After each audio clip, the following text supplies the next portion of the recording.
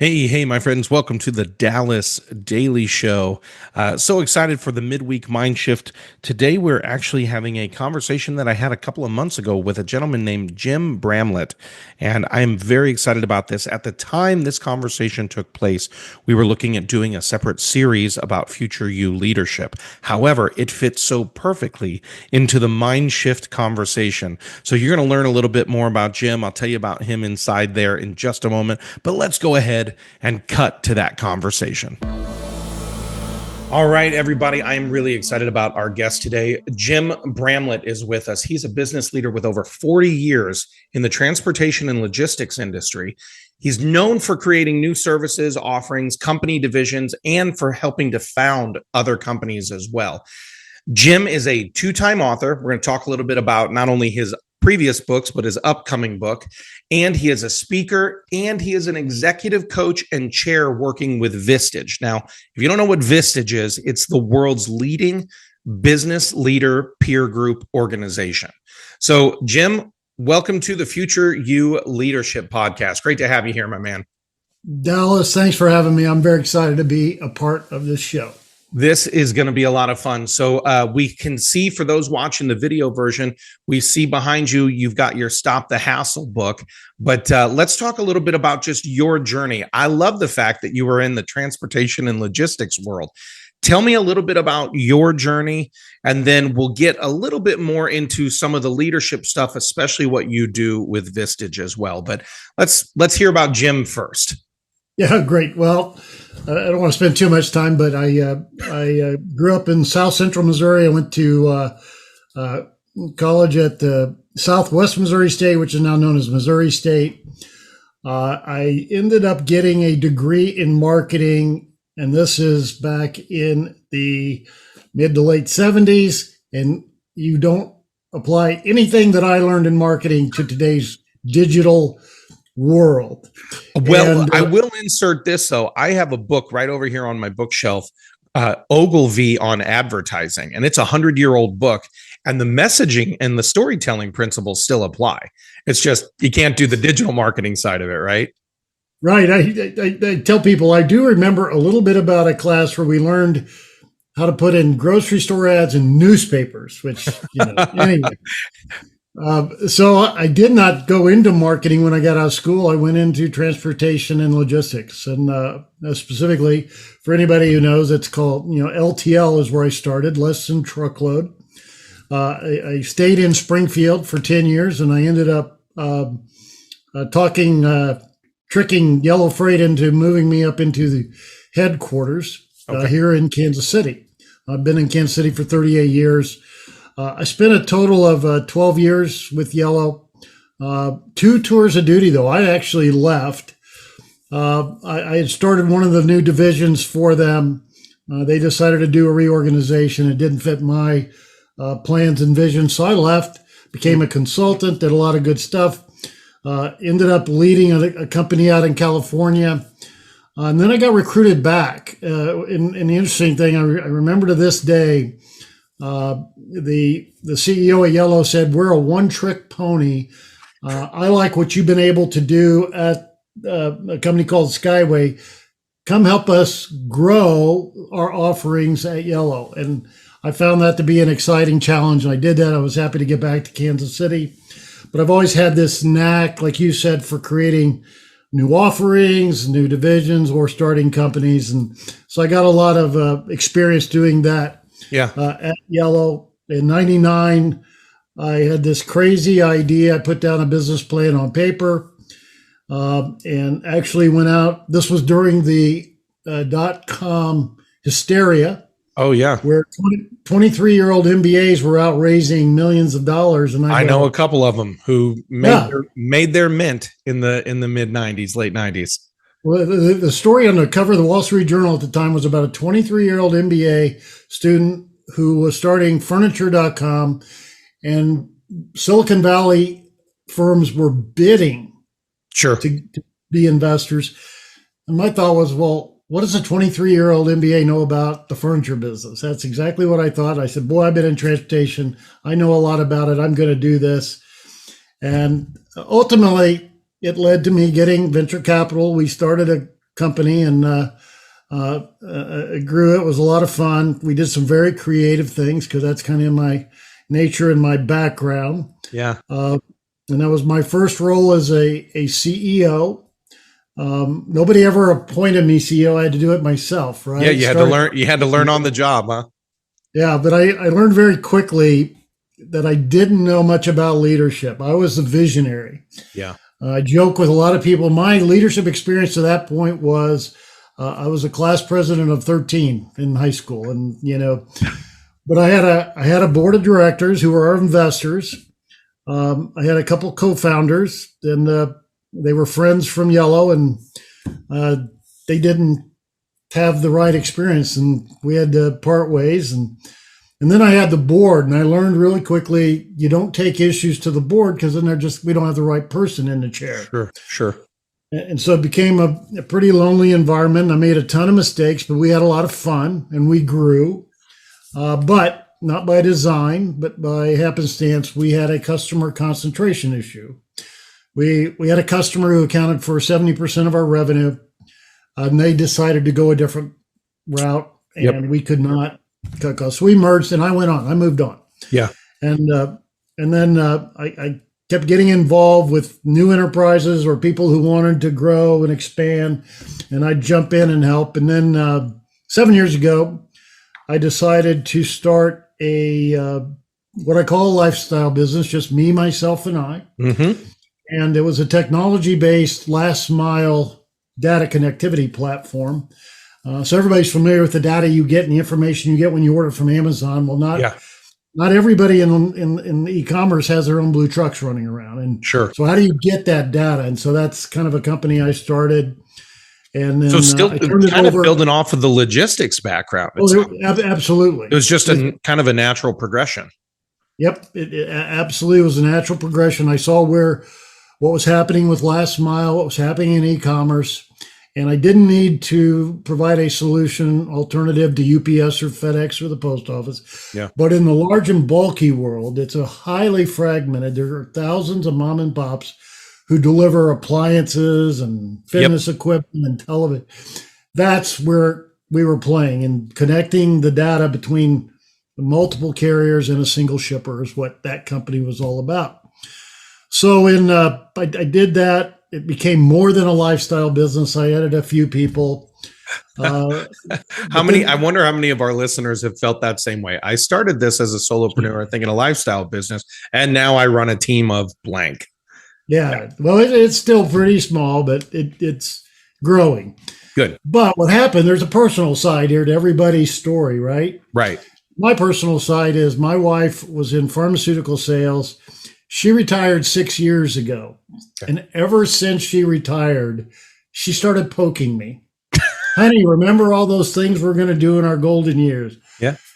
Yeah. I'd always told her my idea of retirement was doing something I really liked, but having somewhat of a flexible schedule, getting quote out of the grind. Sure. So being that I like being married and she continuing to poke. You're a wise man, Jim. I paid heed, and I finally decided to give retirement a try in March of 22. And 3 months later, I figured out there's no purpose in pickleball, golf, and tennis, and I have to have purpose. Yeah. Fortunately, I was Vistage reached out to me, and I'd never heard of them. But they told me, hey, we're a business leader peer group organization, been around 65 years, 45,000 members, 25 countries. We help develop business leaders, and we do it through peer groups. And I thought, man, I wish I would have known about this back in 99. Right, of course. I didn't know how to lead anything. So I did some research, and I talked to a friend of mine who ran a small trucking company here in Kansas City. And I said, Mike, I got a call from Vistage. I've never heard of him. And he started laughing. And I said, why are you laughing? And he says, because I've been a member for 5 years, and it's the best investment of time and money they ever made on myself. And I go, wow, a very powerful, unsolicited testimonial. I did more research, and I finally decided that will give me purpose. Look, if I can help any leader avoid some of the things I went through, Yeah. the loneliness, making mistakes, making bad decisions, that gives me purpose. Yeah. So Yeah. I decided a couple years ago to try this, and they told me it would be hard, Sure. but hey, starting Well, especially you were trying it kind of in the post shelter in place, post COVID world. Yeah, so, it was. Yeah, that's its own heavy lift, right? Because that return to normalcy wasn't really happening in 22. Everything I did was on Zoom. Yeah. Every engagement, every conversation. Yeah. But I decided, look, I started 2 companies with nothing but an idea in my head and lots of other things. That's hard. Yeah. Yes, this will be difficult. Talking to leaders about becoming part of a peer group, that's going to be difficult, but not as hard as starting something from scratch. And Sure. so anyway, I'm a hard worker, and I got lucky, and I launched my first business leader peer group in January of 23. Okay. And now I have, a year and a half ago. Yeah. I have 13 business leaders from the Kansas City area, all non-competitive businesses. I have manufacturing service companies, distribution companies. I've got a number of variety of companies, and I've learned to become a coach. And Yeah. because I didn't know about coaching then, and now I am a firm believer in coaching. Yeah. I think everybody needs a coach, and I tell everybody I love doing what I do now. I'm a business nerd. I love learning about businesses, which I get to do. But then I'm an ear, and I can challenge them. I'm not a consultant. I just help them see the light, see the way, help them make their own better decisions. Yeah. And it's been a fantastic experience. And then I do have to insert a question here. Yeah, sure. Which is, so you made it in retirement 3 whole months. When you came back to your wife with this idea of stepping in as a Vistage chair, how did she do with that? All right, I'm going to be, because really everybody's been waiting to talk about your wife's reaction to you retiring within 3 months. Well, I'm going to be very transparent. I did not tell her for a while. Oh my goodness. So Jim, my whole company is called Communicate to Succeed. That is not how you succeed in communication. Hey, I've been married 47 years. Well, you must know a trick or two. I'm doing something right. Well, here's what I decided. A, she wouldn't be happy. And B, they told me that only 40% of those who try to build a Vistage group are successful. So I thought, why get her all... Don't get her worked up. Don't get her worked up if this isn't going to work out. And I will know pretty quickly if it's going to work out. Yeah. And so I went through training, and I didn't tell, because it was virtual. I didn't have to go anywhere, virtual. And I started making calls and contacts. And finally, on one of our morning walks, I fessed up.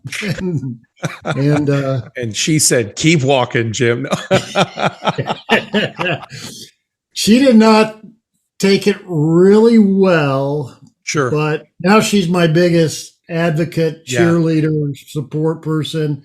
She's anxious. What's going on? Did you sign a new member? And it's been awesome. You need to understand, if you're listening, everybody, and you don't know what Vistage is, first of all, I highly recommend checking it out. If you're a business owner, it is a great, I'm very familiar with it. I've been kind of Vistage adjacent for a while now. But it's a great program for people. And for Jim, for you to fill in just under 2 years, for you to fill that chapter, that group with 13 powerful people, man, that you definitely lived in the 40% there. That's awesome. Yeah, it was a lot of work, but and I'm having a blast. And there's an African proverb I learned about very early on in this journey, and that proverb goes like this: if you want to go fast, go alone.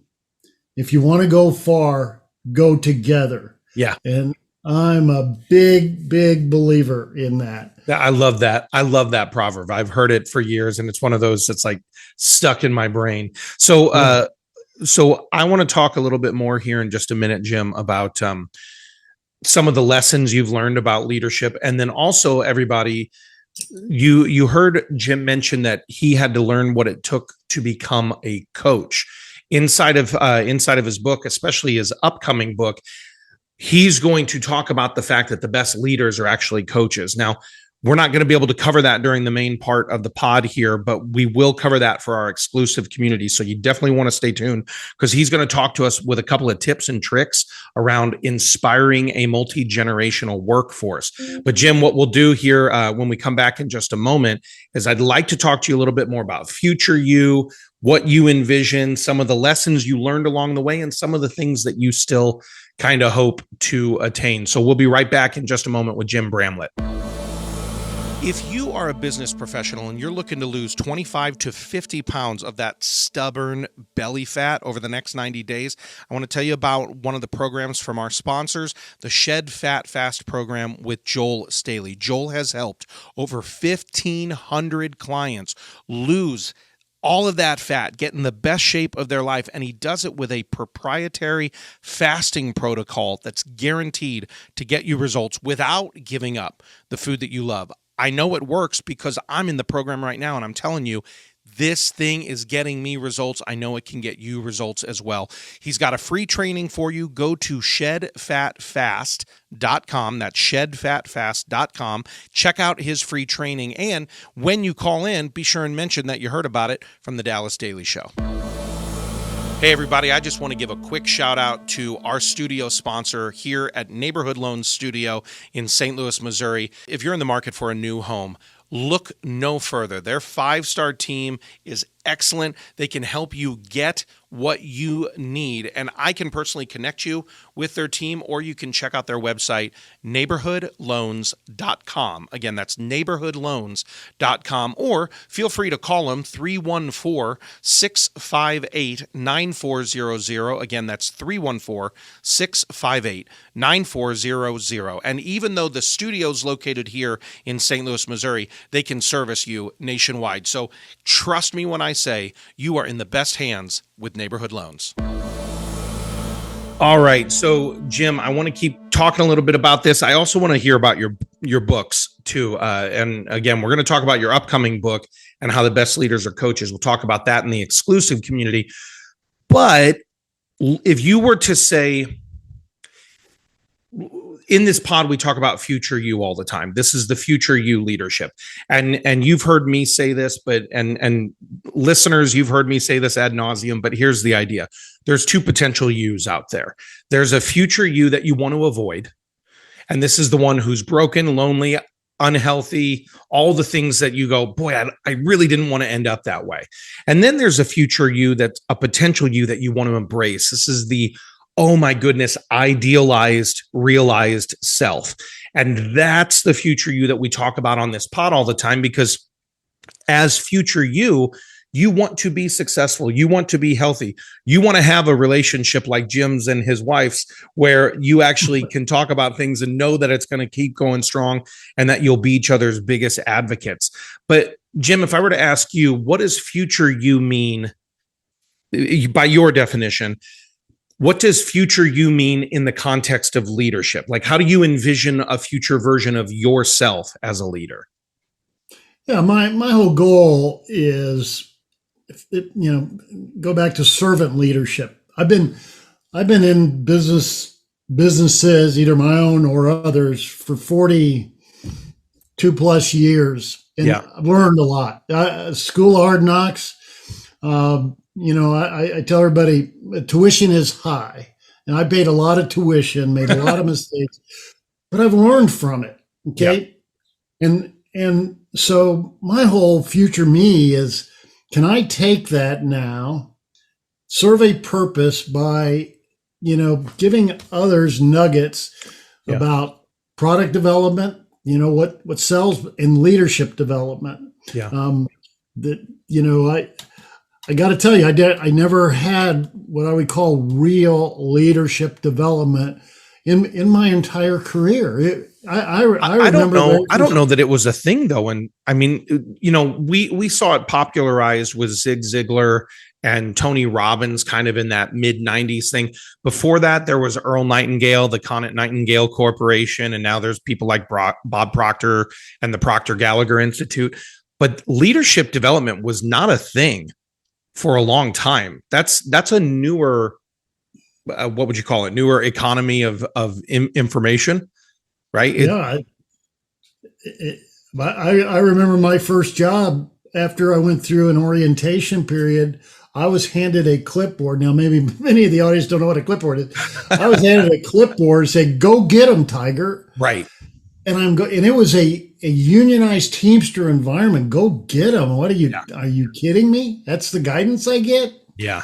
It was not good. I've said before in plenty of my keynotes that it's an unfortunate side effect of leadership that a lot of the lessons of leadership are learned at the expense of other people.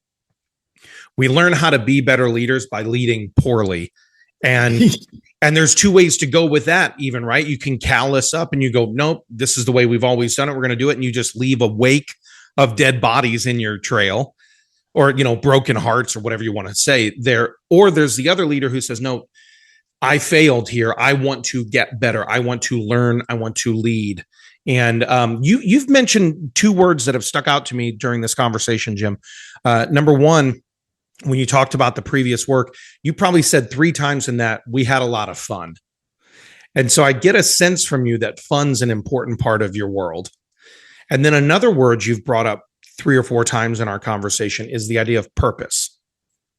And I'd like to kind of tap those out. You've mentioned fun quite a bit here. How do you feel business should be for leaders? Oh, listen, as a leader, especially as a leader, you spend most of your time at work or thinking about work. Right. And if you do not enjoy it, if you're not having fun, life is too short. Go find something, do something you enjoy.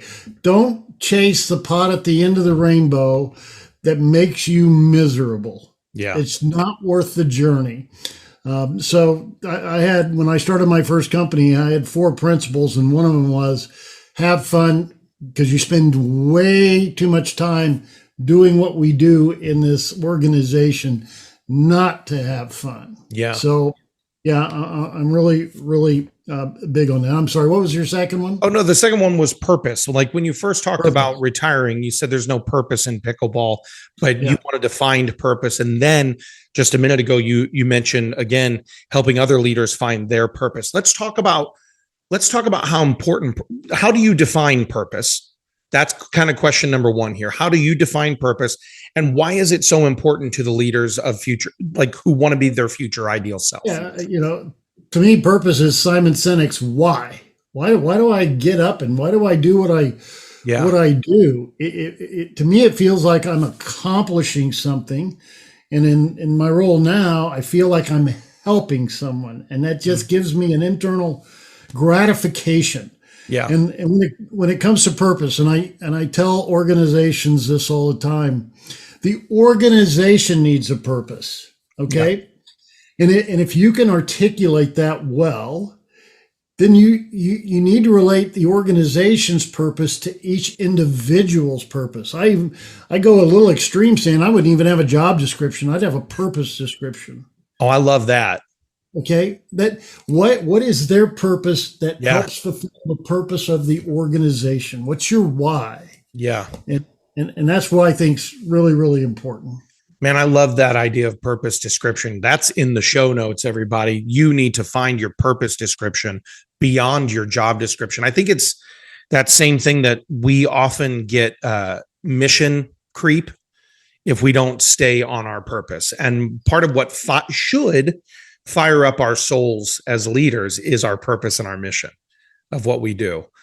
So a couple of just a few more things here about just the way that leaders talk to themselves, because in my world, I always follow this credo of your success in life depends on your 2 things, your ability to communicate with yourself and your ability to communicate with the world around you. So Soft skills are a big part of it, but talking to ourselves as well. Jim, I'm sure you have run into this plenty of times, probably had it yourself. But when it comes to self-talk or limiting beliefs or the leadership scripts that people adopt, how is it that what are some maybe tips or suggestions you would give on how you're talking to yourself as a leader, especially like you talked about being lonely and isolated? What are some tips that other leaders can maybe say, I gotta do that myself. I gotta learn how to talk to myself better. Yeah, I think the number one thing, and I preach this to my group of leaders in my peer group, it's important as a leader that you're vulnerable. You recognize what you don't know, where you have shortcomings, where you have challenges, and that you don't know it all. And when you talk to yourself that way, gosh, I don't know the answer to this. I don't know what to do. I don't know what I should be doing. If you're truly vulnerable, go look for a solution. People will help you. Yeah. I think look, a leader who can be vulnerable with their team, what's the team going to do when the leader's vulnerable? Oh, let me help you. How can I help? We all as humans have this natural tendency to help others. But if we don't know that you need help, we're not going to just offer it, right? Right. So and I've had this happen, Dallas, in my peer group. I've had leaders come in who are not vulnerable. They put this facade on. I got this. I'm tough. I'm going to figure it out. I'm going to get through this. I'm going to tough it out. Yeah. Guess what happens? Maybe you can, maybe you can't. You run into that brick wall and then you get deflated and you don't have anybody in your court to help you. Yeah. Those who come to the table say, I got a problem and I think I know how to handle it, but boy, I'd certainly like to have others chime in. Yeah. Those are the ones who tend to be the most successful, in my opinion. No, so I think is number one. That's great. What are there any other soft skills, quote unquote, that we would, I know some people define that term slightly differently, but as a communications guy, I'm always talking soft skills for success. What other soft skills might leaders want to develop? Yeah. One of the biggest ones is deep listening. Well, don't go too far into that. Everybody, I'm teasing it again. We're going to keep the conversation going with Jim in the exclusive community here as he's going to talk about some of the tips and tricks for inspiring others in a multi-generational workforce. And I can tell you that part of it is listening, but I don't want to give too much other than to say that part right now, Jim. Really quickly, tell us about your books. You've got the one coming out soon, but what about these other ones? Yeah, my very first book was called The Unconventional Thinking of Dominant Companies. And I started, how did Amazon become the juggernaut they became and really literally blew past Walmart, put Kmart out of business? And how did Uber put the cab business out of business? And how did Netflix, put the locks on every Blockbuster store, but also kept Amazon at bay on streaming? What's their secret? Yeah. And so in that book, I basically chronicle what I believe their formula is. And I think it's a 4-tiered formula. I'm not going to publicize it. They might not even realize it, but I know what they do.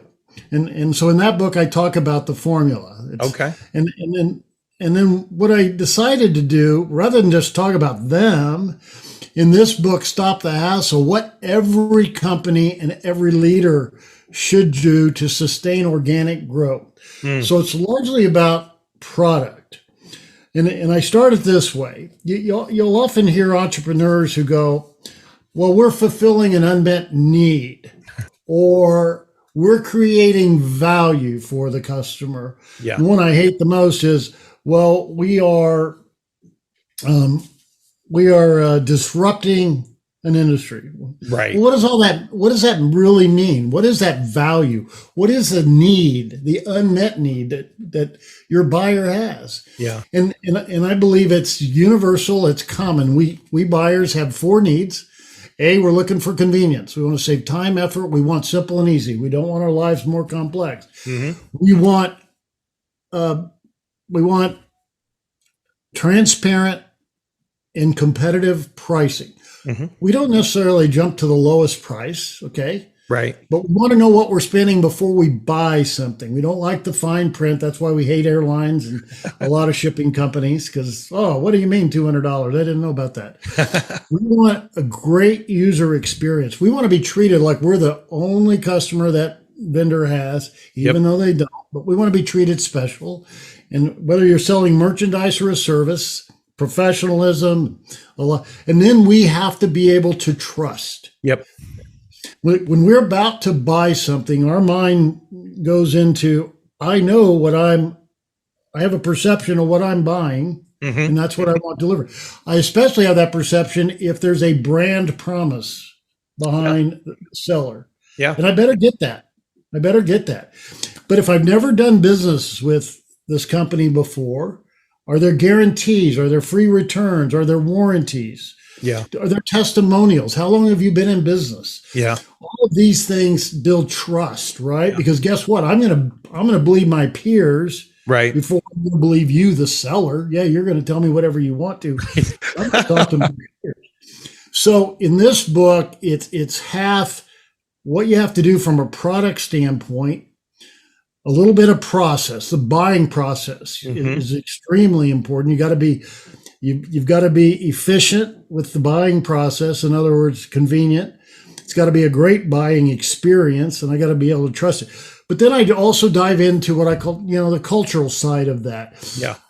And here's what I talk about. I said, I can come into any organization and I can do an evaluation and a discovery, and I can tell you all the things you need to do to grow. Here's where you need to be more convenient. Here's what you need to do with your pricing. But will that last? Maybe not. A year later, it's all gone. So you have to have a culture to sustain that, because guess what?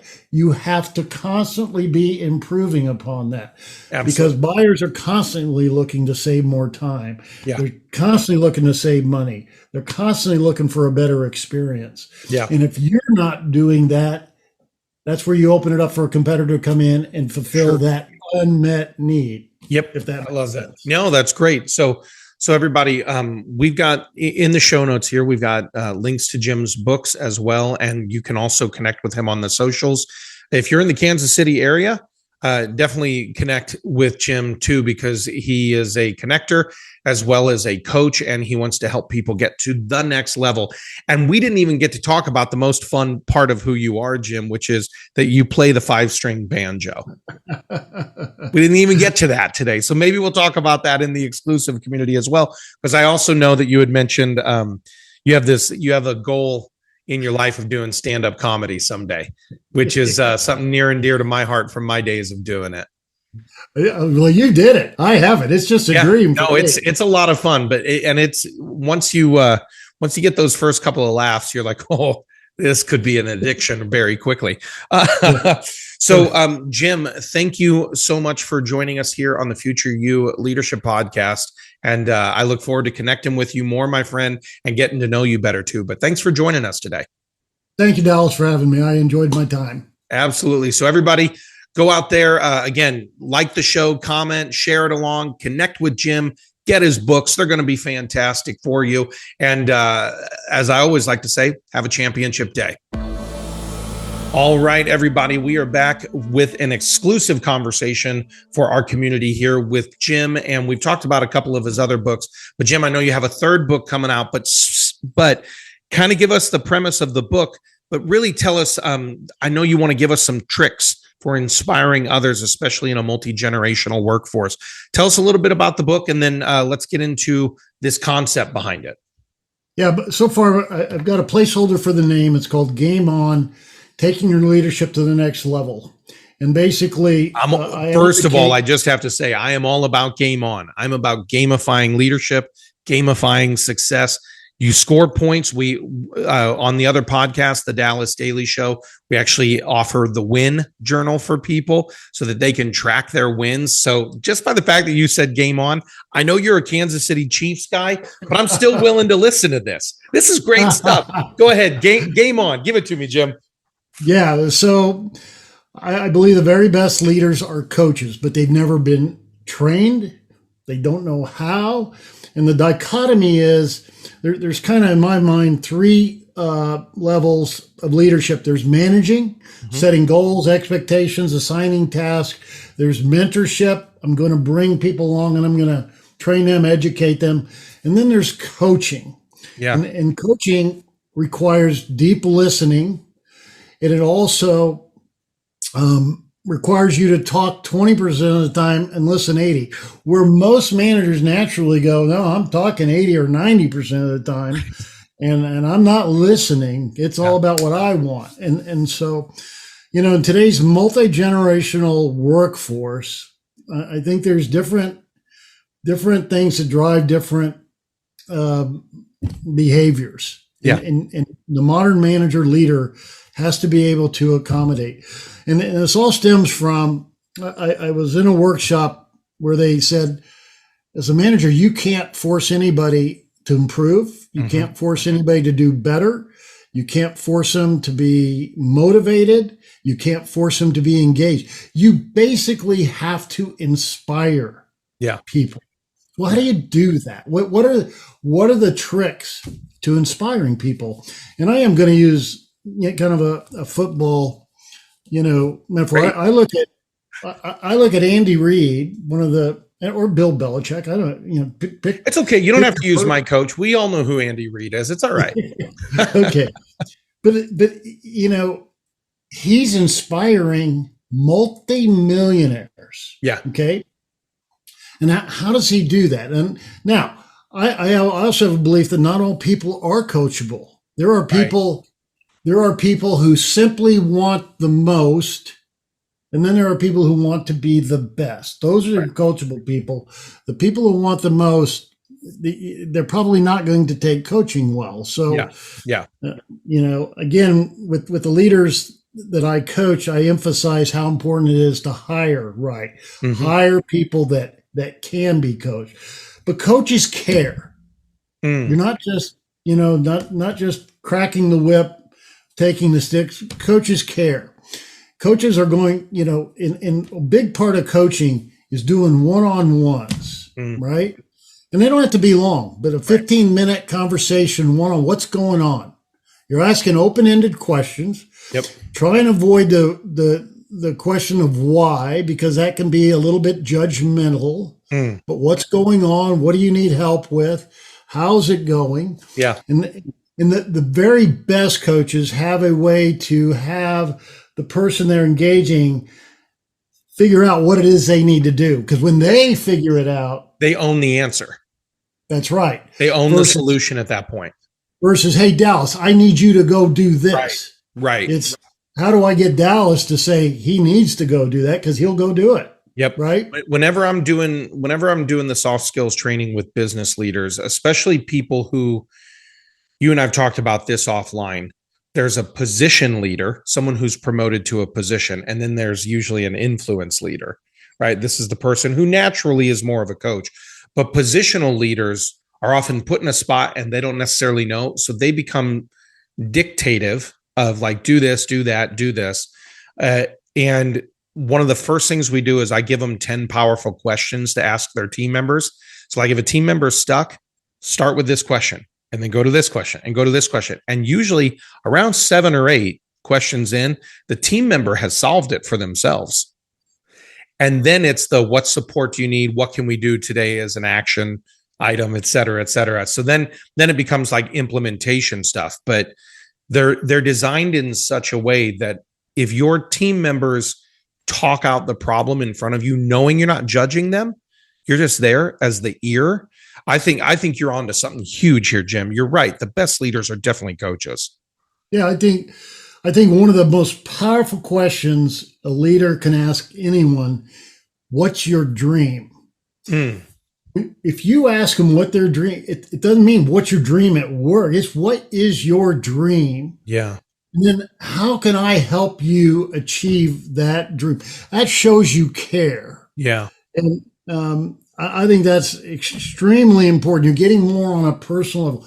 How can I help you achieve your dream? Yeah. Okay?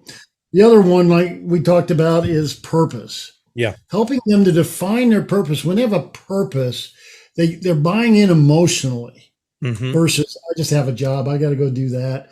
No, I have a purpose. I'm trying to satisfy these customers' needs, et cetera. And then another one, there's this 4 words that every coach can talk to their, I believe in you. Okay. That's a powerful statement. Now, if you're the leader and you don't believe in them, you're going to have to read chapter 12 of the book for that one. Yeah, that's a whole different issue. Okay. Right. But listen, when you hire somebody to do something, Yeah. believe in them and then say, what tools do you need to achieve your purpose? And ultimately, we're going to help you collectively realize your dream. You're going to help the organization realize our dream, which is here's our purpose. Yeah. So, but it takes deep listening skills, heavy questions, open-ended questions, building a relationship. It's more than just the boss employee world that I grew up in. You know, it was, I'm a boomer, and it was, here's what you're going to do or else, right? Right. And I think that works. Society has definitely changed quite a bit of that. And there is that balance of boundaries where you don't get so personal that then all of a sudden you're not in a position of influence with them, right? So there's that element of it too. But the more they, what is it? What's the old saying? You brought up the African proverb earlier. This is the other one is people don't care how much you know until they know how much you care, right? There's that old turn of phrase as well. Exactly. Yeah. But I look at it like this. If you take a young kid getting out of college today, say with an accounting degree, they go to work as a staff accountant, they're successful a couple of years, they then get promoted to senior accountant and they do well. Guess what? The next promotion is to accounting manager. By the way, here's your 6 people. Right. It's like me and the clipboard. Go get them, Tiger. Well, what are they going to do? They're probably going to manage those people how they had been managed. Yeah. Because they've never been trained on any other way. They definitely haven't been trained how to coach. Yeah. That's where I think the biggest opportunity for leaders are today is to embrace coaching, learn how, practice it, and live it. That's the big difference. One last question for you in this. You talked about this idea of a good coach is someone who inspires others. You were using Andy Reid, and he's got to inspire the offensive coordinator, the defensive coordinator, the line coach, the wide receiver coach, the quarterback coach. There's all these other coaches that he has to inspire in his role. Give me your best tip for a leader, how a leader can actually inspire multiple levels and multiple people in multiple departments in multiple generations. What's a tip that everybody can use to take away as like, I'm going to practice inspiring my team? Yeah, I think, you brought up something great. It's one thing for the leader, the CEO, president, owner, whatever, to take on coaching. But if they haven't gotten their assistant coaches to buy in and practice, it doesn't go anywhere. Yeah. So my one tip is that head leader has to go very deep. I mean, deep with their second and third levels of leader. They have to buy in, because if it's not consistent throughout the organization, it isn't going to work. So the head coach's job, in my opinion, is coaching the assistants to be coaches. Yeah, yeah. And so, it's you got to walk the talk and do it, lead by example. Yeah. But you have to tell the assistant coaches, this is how I need you to be working with your people. Okay? I love that. Yeah. So you're basically recreating, and it truncates your timeline, your learning curve timeline. If what you're learning, you're immediately teaching other people, that truncates that timeline of learning and development. I think that's really great. Jim, I have so thoroughly enjoyed our conversation. We're definitely going to have you back on the podcast if you're willing to. This has been great. For those of you in the exclusive community, again, we've got all the show notes available for you. Jim's book probably coming out pretty soon. By the time this episode's released, it's going to be coming out pretty soon here. But again, if you're in the Kansas City area, definitely check him out, connect with him. If you can, connect with him on LinkedIn. We've got all those down there for you. But Jim, again, much gratitude. Thank you for taking the time with me. I have enjoyed it, and I so appreciate you. Thanks for having me, Dallas. I enjoyed it. Awesome. So again, everybody, you always hear me say it, but go out there, have a championship day. Thanks for listening to my dad's podcast. For more tools, go to dallasdailyshow.com. Be sure to like, subscribe, and share. Thank you.